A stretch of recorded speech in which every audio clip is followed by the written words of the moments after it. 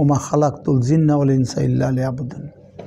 আমি মানুষ এবং জিন এবং ইনসানকে আমি তৈরি করছি আমি আল্লাহর জন্য।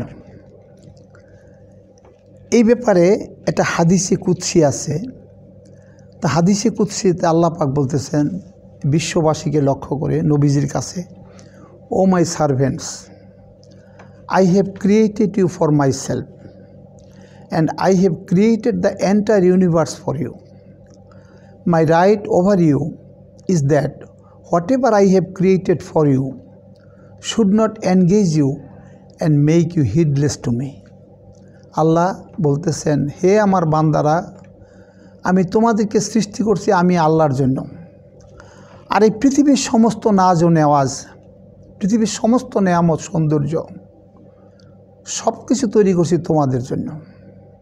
তবে তোমাদের উপর আমার এই অধিকার, সেটা হলো এই পৃথিবীর নিয়ামত, ছেলে মেয়ে স্ত্রী পুত্র পরিবার পরিজন, টাকা পয়সা প্রাচুর্য বৈভব বাড়িঘর, পার্থিব নিয়ামত পেয়ে তোমরা যেন এর মধ্যে নিজেকে ডুবাইয়া না দাও এবং তোমরা যেন আমি আল্লাহর প্রতি গাফিল হইয়া না যাও। পরিষ্কার নির্দেশ।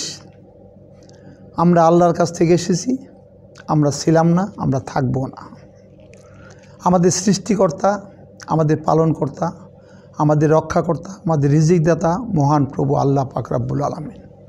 সুতরাং আল্লাহর সৃষ্টি হিসাবে, আল্লাহর নগণ্য বান্দা হিসাবে আমাদের কারো কোনো অধিকার নাই যে আল্লাহর এই মনসার কোনো ব্যত্যয়, কোনো ব্যতিক্রম আমরা ঘটাই। আমরা সবসময় যেন আল্লাহর সেই মর্জি মতো পথে চলে আল্লাহ রসুলের খোশনদি অর্জন করতে পারি।